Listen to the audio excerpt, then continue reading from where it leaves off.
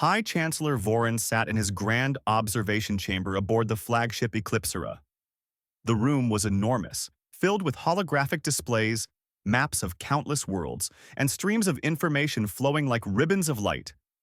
From his high vantage point, he could see galaxies turn, stars ignite, and planets rotate in silent harmony. Yet, despite the vastness of the universe, Voron's attention was fixed on one small blue planet, Earth. Earth was young, chaotic, and unpredictable. From the moment it appeared on the alien radar, it fascinated him. Humans were unlike any other species Voron had ever studied. They were not the fastest, the strongest, or the most technologically advanced, but they were bold. They fought each other, they argued endlessly, and they often seemed on the edge of disaster. Yet somehow they survived. They adapted. They grew. Chancellor Voron, a voice spoke behind him, calm but firm. It was Advisor Kylan, his most trusted aide. The Council awaits your report on the human observation. Voron did not turn. His eyes scanned the holographic map of Earth. Cities glowed like scattered stars. Fires flickered in some regions. Lines of conflict crisscrossed the planet like scars. They are chaotic, Voron said slowly. Yet I see resilience, moments of cooperation, courage. They are unlike any species we have cataloged. Kylan frowned. Chancellor, the Council does not wish for us to interfere. Our role is observation only. We are not to form judgments based on emotion. Logic must guide us. Voron's fingers hovered over the control panel, pausing as he watched a human rescue team pulling survivors from a collapsed building. Children cried and people comforted strangers. No strategy, no hierarchy, just raw instinct and compassion. They are illogical, yes, Voron said, almost whispering to himself. But they are remarkable. Even in chaos, they find ways to help one another. Even in war, they sometimes choose mercy. Why? Kylan's eyes narrowed. That is precisely why we observe, Chancellor. Not to question them, not to admire them. Observation only. Voron finally turned to his aide, a soft glow from the holograms illuminating his face. And yet, I find myself questioning. What if there is something we are missing by remaining distant? By refusing to engage? Kylan hesitated. The Council will not approve of personal curiosity. Voron smiled faintly. Then let us keep it a secret, for now. Days turned into weeks as Voron studied Earth more closely. He observed humans in conflict, in politics, in daily life. Wars were brutal, yes, but humans never seemed completely defeated. Even after great loss, they rebuilt. Cities rose from rubble, communities organized, ideas flourished. He watched a protest in one city where thousands of humans had gathered. Voices shouted, banners waved. Some demanded change through anger, others through reason. It was messy. No clear order. No strict hierarchy. Yet, when the protest turned dangerous, people helped one another. Strangers formed chains to prevent harm, and those who were injured received immediate care.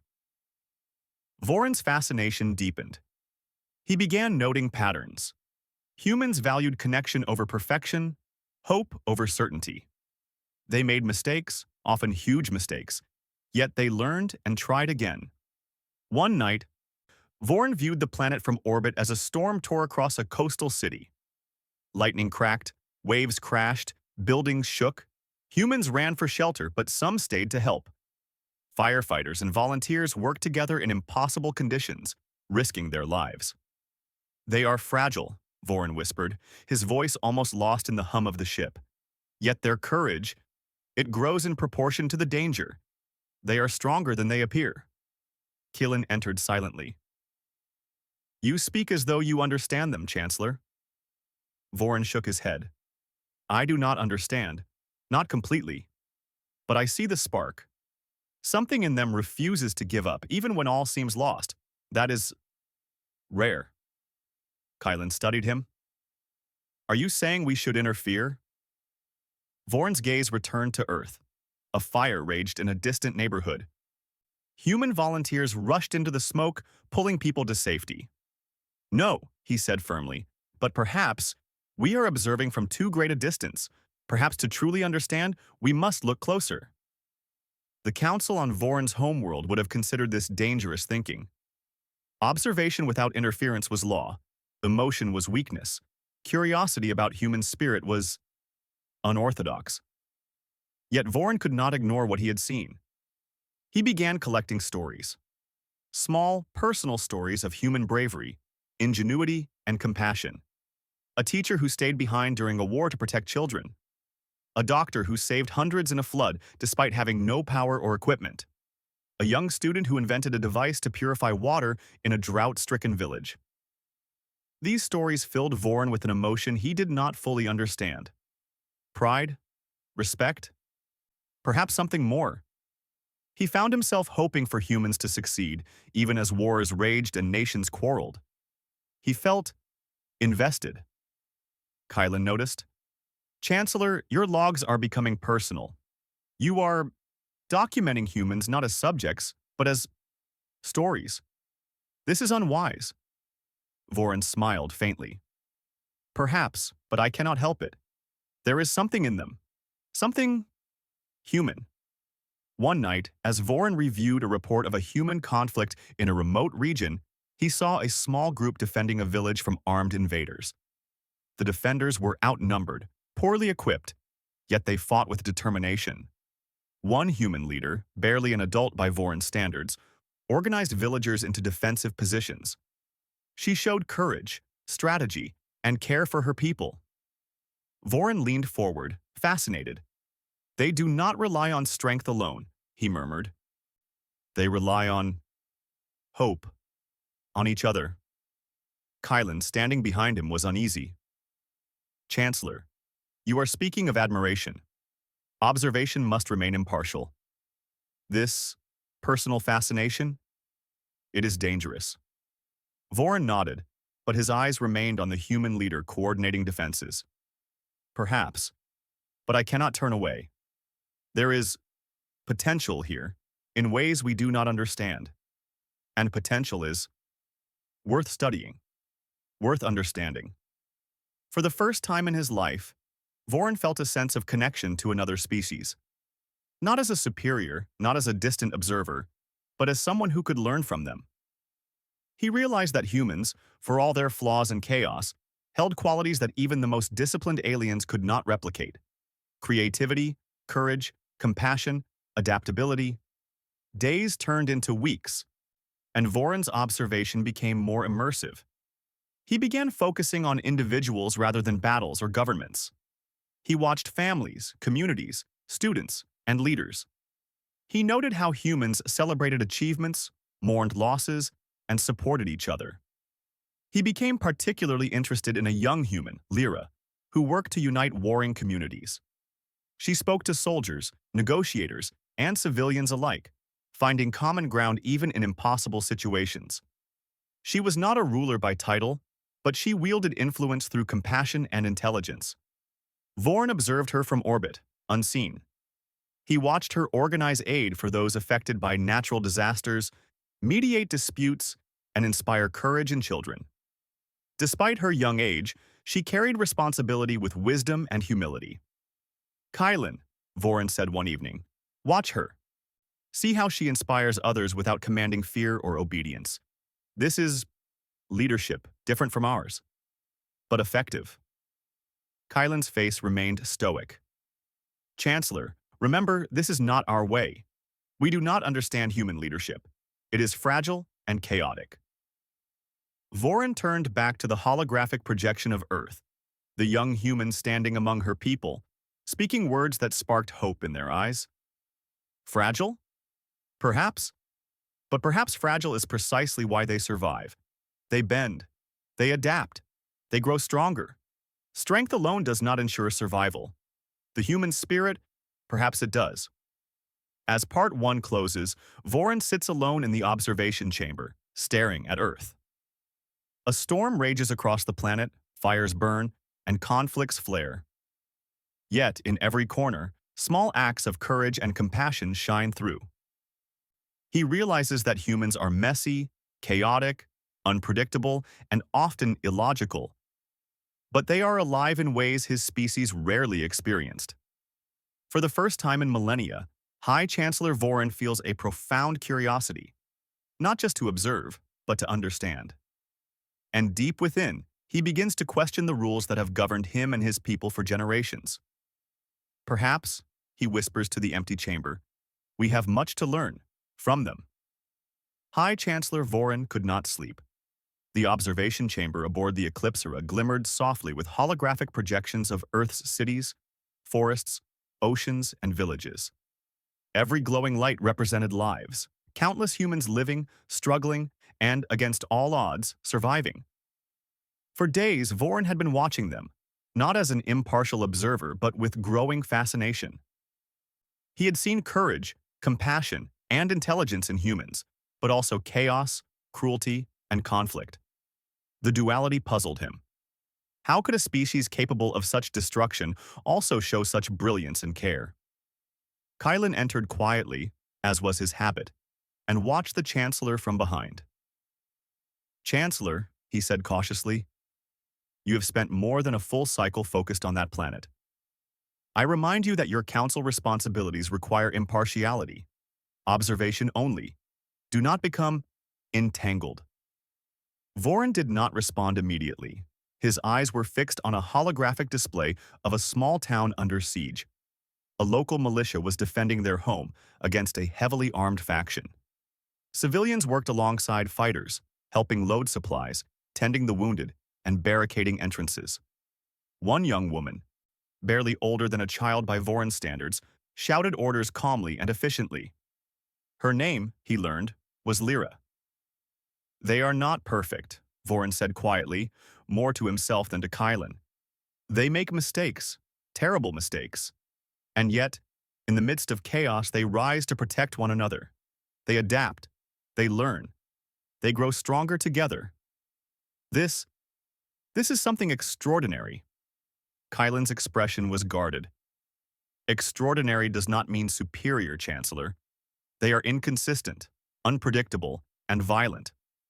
A species like ours would have controlled the situation swiftly and without error. Their chaos is a weakness." Voron shook his head slowly. "Perhaps. But their chaos is also their strength. It allows them to create, to change, to respond in ways we cannot anticipate. It allows ingenuity. And sometimes, it allows hope to survive even in darkness."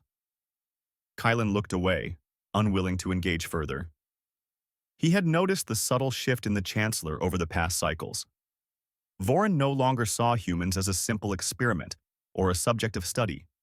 He saw them as teachers in a strange, unsettling way. Voron began studying humans on a smaller scale, focusing on individuals and communities. He intercepted communications between people who worked tirelessly to solve problems. Scientists devising clean energy in remote areas, volunteers delivering food to disaster zones, and peace advocates negotiating between rival communities. One report caught his attention.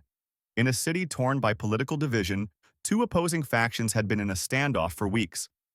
Each side expected violence, yet one young human, Lyra, organized a series of meetings where leaders spoke honestly, listened carefully, and discovered shared goals.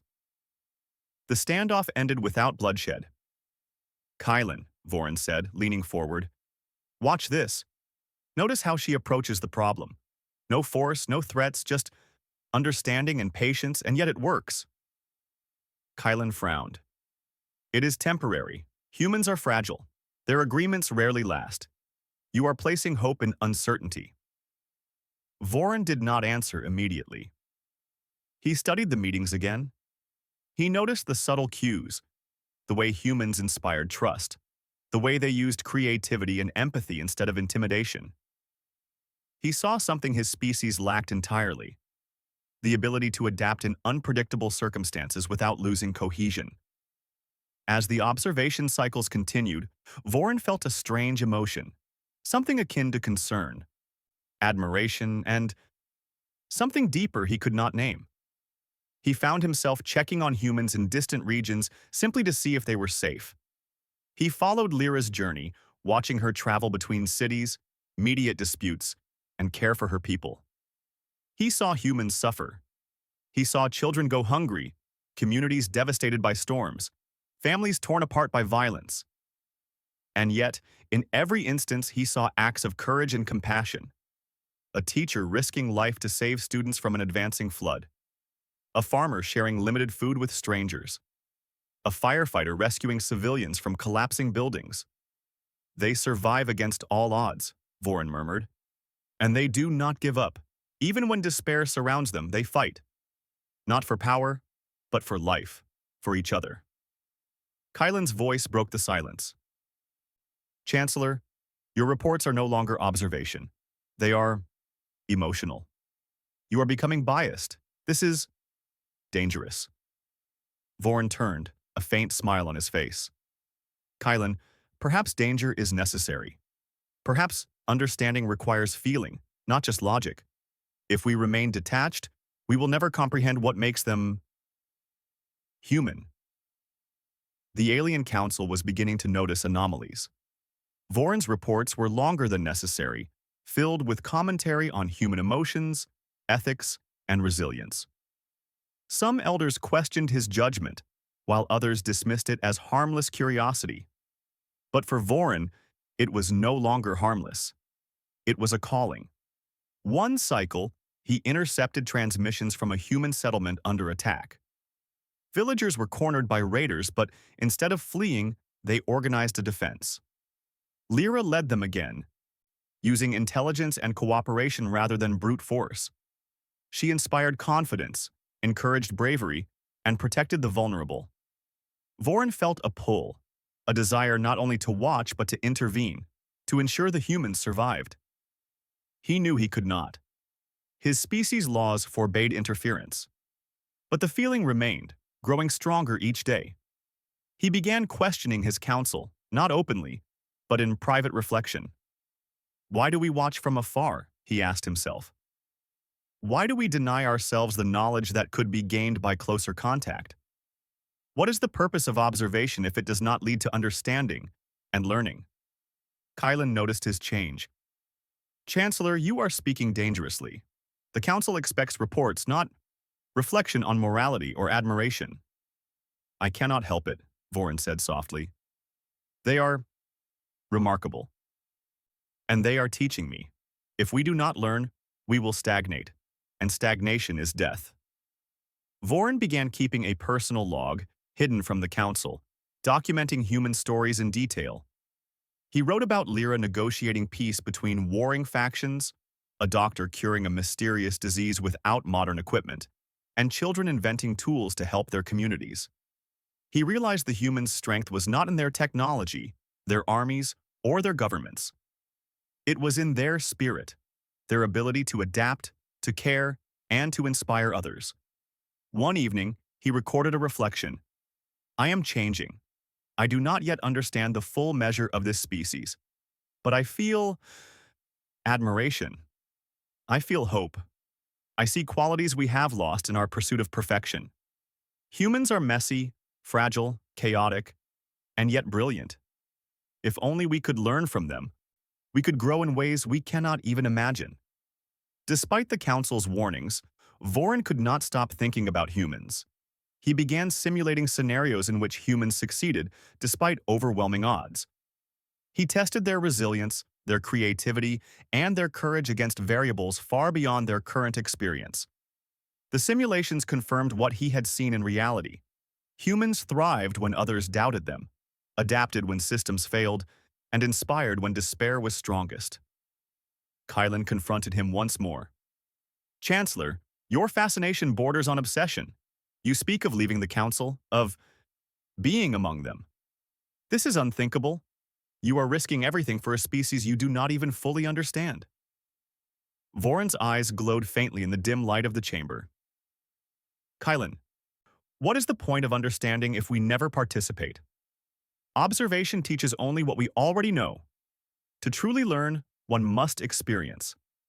And I wish to experience humanity. Kylan was silent, uncertain. He knew the laws of their civilization prohibited such thinking, and yet he had seen the change in Vorn. The High Chancellor's curiosity had become something far deeper, something almost human. Vorn's secret fascination continued to grow. He spent entire cycles studying humans in their small acts of bravery. He watched communities rebuild after natural disasters, nations negotiate peace treaties, and leaders inspire citizens to overcome impossible challenges. He noticed that humans rarely acted alone. They relied on each other, learned from mistakes, and celebrated even small successes. He realized that this reliance on one another, their connection, empathy, and adaptability, was their true strength. It was something his species, with its rigid hierarchy and perfect logic, could never fully replicate. One day, Vorn viewed a small settlement under siege by natural disaster and human conflict simultaneously. Despite injuries, shortages, and fear, the people worked together, shared resources, and improvised solutions. Lyra organized the rescue, delegating tasks with patience and care. Vorn whispered, almost to himself, "They fight not because they must, but because they choose to. They help not because it is ordered, but because it is right." This is a lesson we should learn. The part closes with Vorn reflecting in his observation chamber, alone except for Kylan. The alien leader feels the stirrings of a decision he has never faced before, to remain an observer or to become part of what he studies. The humans, despite their chaos and imperfections, have awakened something in him, a desire not only to watch but to understand, to participate, to learn directly. He does not yet know what he will do. But one thing is certain. Vorn's time as a detached observer is ending. His fascination with humanity has grown into a deeper calling, one that will challenge his civilization, his council, and himself. Perhaps, he thought, staring at Earth glowing below him, we are not the only ones capable of growth. Perhaps humanity can teach even the oldest civilizations something new. High Chancellor Vorn sat in the council chamber, the vast room filled with towering elders and advisors. The chamber was grand, shining with polished metal, crystalline lights, and intricate carvings of their civilization's history. Every wall spoke of discipline, order, and perfection. Yet Vorn felt a strange restlessness he could no longer ignore. For cycles, he had observed humans, watched their struggles, their courage, their mistakes, and their triumphs. He had begun to question the rules that had guided his life for centuries: the law of observation, the prohibition on interference, and the expectation of detachment. Today, he would challenge all of it. "Chancellor Vorn," began Elder Tylus, his voice smooth but sharp, "your reports have grown unorthodox. They focus less on data and more on opinion. We must ask, is your judgment clouded by emotion?" Vorn rose, his long robes glimmering in the chamber light. "Elders, my judgment is clear. I have observed a species unlike any other. They are humans. They are chaotic, imperfect, but resilient. They inspire qualities we have lost: creativity, empathy, courage, and adaptability. I have studied them long enough to see that observation alone is insufficient." A murmur spread among the elders. Some whispered in alarm. Others frowned deeply. "What do you propose, Chancellor?" Elder Tylus asked, his tone sharp. Vorn's voice was steady. "I propose that I step down from my position as High Chancellor." The chamber fell silent. The idea was unthinkable. The High Chancellor was chosen for life, the pinnacle of their civilization. To step down voluntarily was unprecedented. "You step down?" Elder Tylus repeated, disbelief in his voice. "Why? What purpose would this serve?" Vorn's gaze shifted to a holographic display of Earth. Cities glowed like scattered fireflies, human activity continuing despite war, disaster, and division. "Because understanding requires experience, not observation alone. I wish to go to Earth. I wish to learn firsthand about humanity, their strengths, and their spirit. I cannot do this while bound by council duties and laws of non-interference." Another elder, a strict and formal figure named Velen, spoke sharply. You speak of disobeying the Council's laws. You would abandon duty for curiosity. This is reckless, even foolish. Voron's eyes hardened. It is not curiosity alone. It is understanding. If our species cannot learn from others, we stagnate. And stagnation leads to decline. Humanity may be chaotic, imperfect, but they hold lessons that even we cannot ignore. I must witness this directly. The chamber erupted in whispers, some admiring, most outraged. Stepping down was one thing, leaving to study humans was unimaginable. Voron left the council chamber quietly after his announcement. His private aide, Kylan, followed him. Chancellor, Kylan said cautiously, this decision is monumental. The council will not approve. You may face exile, dishonor, or worse. Voron's face was calm.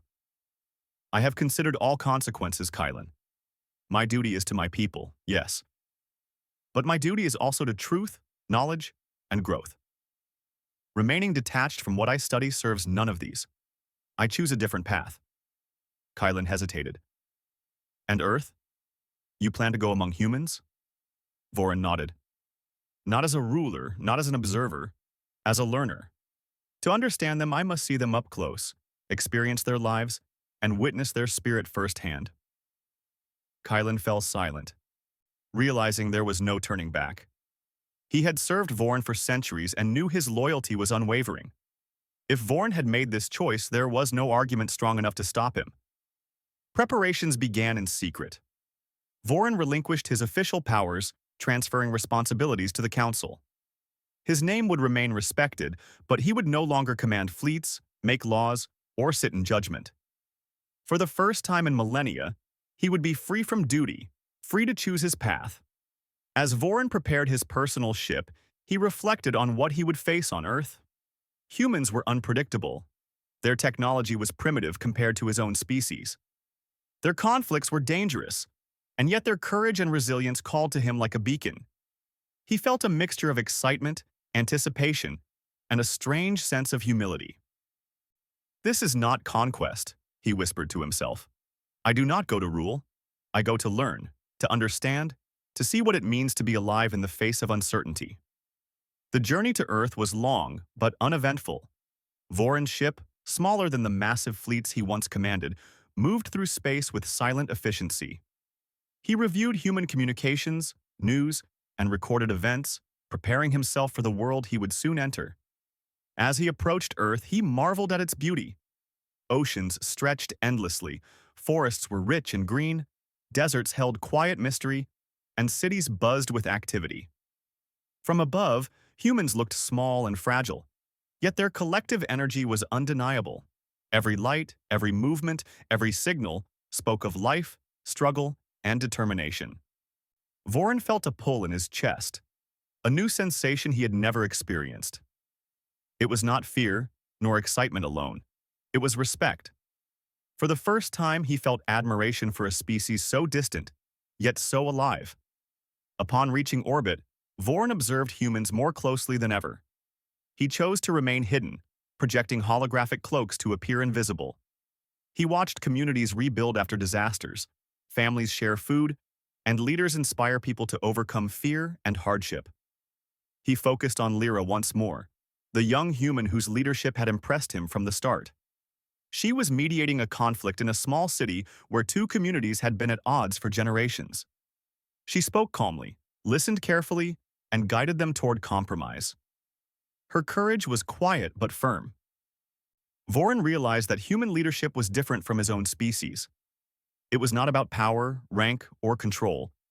It was about inspiration, understanding, and empathy. Humans led by example, by connection, and by trust, not by fear or force. This is remarkable, Voron said softly. They are imperfect, yes, but their imperfections allow them to grow, adapt, and survive. They teach even me in ways no council ever could. Days turned into weeks as Voron studied Earth from orbit. He began to interact subtly with humans, using holographic projections to communicate in ways that did not reveal his true identity. He helped communities solve problems without drawing attention to himself. He offered guidance in small ways, showing solutions rather than imposing them. Humans began to notice mysterious patterns of guidance, messages that seemed to come from nowhere, tools appearing where needed, and advice whispered in times of crisis. They did not know Voron existed, but they felt his influence. Voron also continued to record observations, now with personal commentary. He reflected on human resilience, creativity, and compassion. He saw how individuals could inspire entire communities, how small acts of courage could change outcomes, and how hope persisted even when all seemed lost. He realized that humans' greatest strength was not their armies, their governments, or their technology. It was their spirit, their ability to connect, to adapt, and to persevere. One evening, Voron watched a coastal city facing a massive storm. Floodwaters rose, winds tore through buildings, and people were in immediate danger. Emergency teams were stretched beyond capacity. Civilians worked together, forming chains to rescue those trapped, securing shelters, and sharing limited supplies. Lyra, again, was at the center, organizing efforts, encouraging volunteers, and ensuring no one was left behind. Voron observed, almost holding his breath. Humans could have panicked, collapsed, or fought among themselves. Yet they worked together, despite fear and exhaustion. They survive because they choose to, Voron whispered. They fight not because they must, but because they care. This is wisdom, even beyond what we have mastered. Kylan, standing beside him, nodded silently. He had begun to understand why Voron made the choice to step down. The humans, with all their chaos, held lessons the Council could not teach. Voron realized that his journey was only beginning. Stepping down had freed him from duty, but entering human society would be far more complex. He would have to navigate their world carefully, learn their ways, and gain trust without revealing his true nature. Yet he felt ready. The humans had already shown him what it meant to survive, to inspire, and to grow. And in return, he hoped he could help them in ways that respected their autonomy and spirit. "This is not conquest," Voron said softly, staring at the glowing cities below. "I do not seek to rule, to control, or to dominate. I seek to learn, and perhaps to help, if they will allow it." As Part 3 closes, Voron prepares to descend to Earth. He knows the challenges ahead will test him in ways observation never could. But he is determined, guided by admiration, curiosity, and a newfound respect for humanity's courage and resilience. He is no longer High Chancellor in name alone.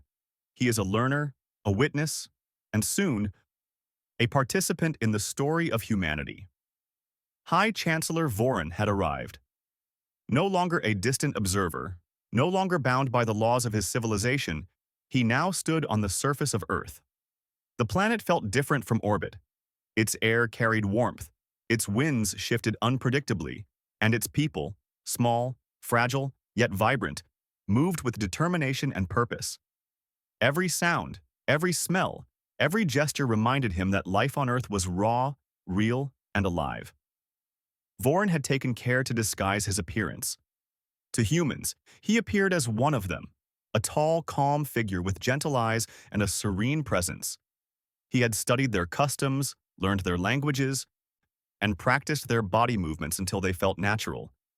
His ship, hidden in a remote canyon, would remain his refuge, a link to his past and a safeguard against discovery. His first days among humans were quiet. He observed neighborhoods, markets, and schools, watching how people worked, spoke, and interacted. He saw conflict, as he had from orbit, but also resilience. Children shared toys without instruction, neighbors helped one another without reward, and communities found solutions to problems with patience and creativity. Voron was fascinated.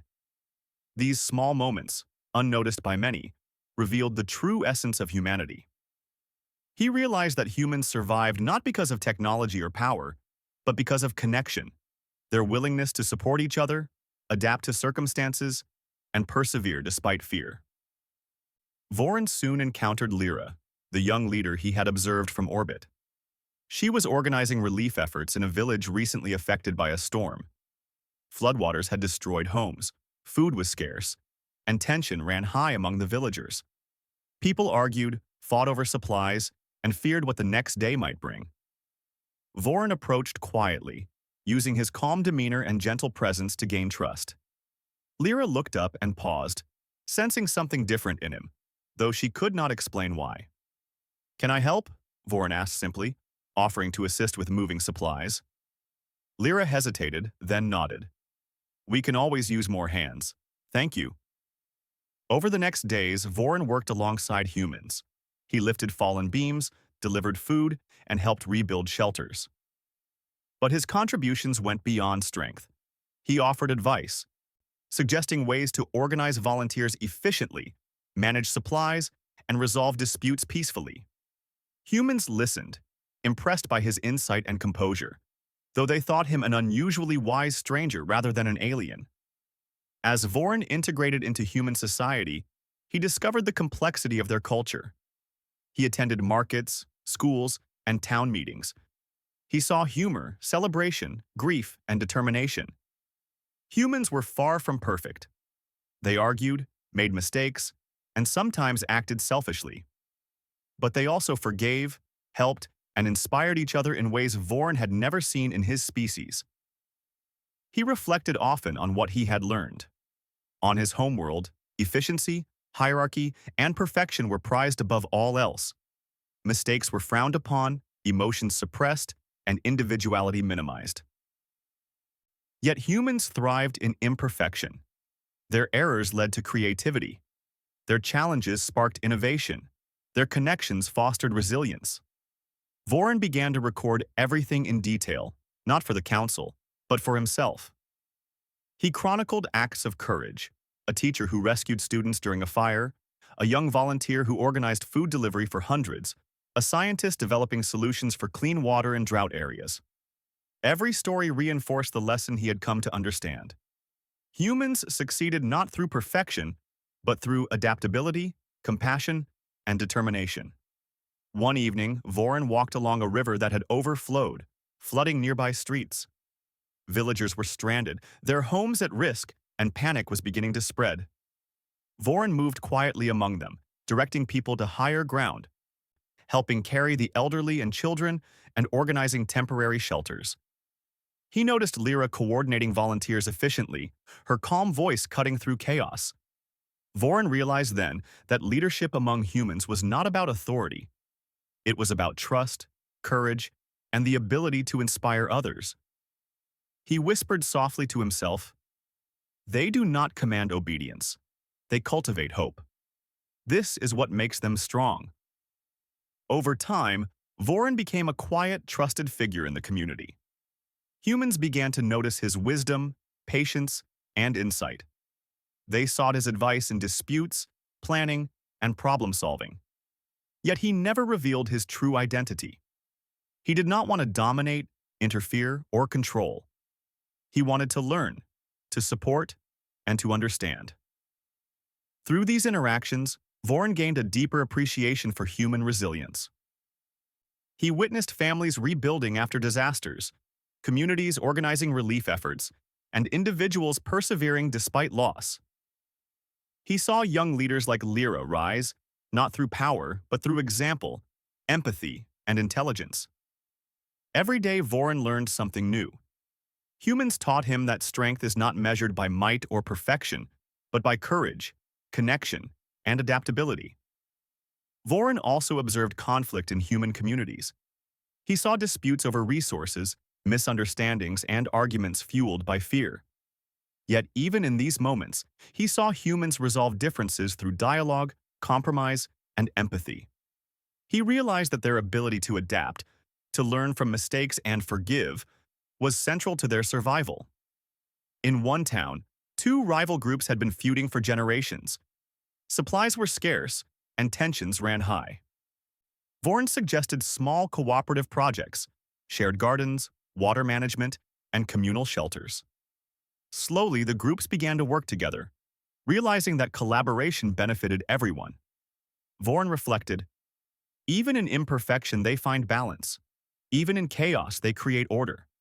This is their power."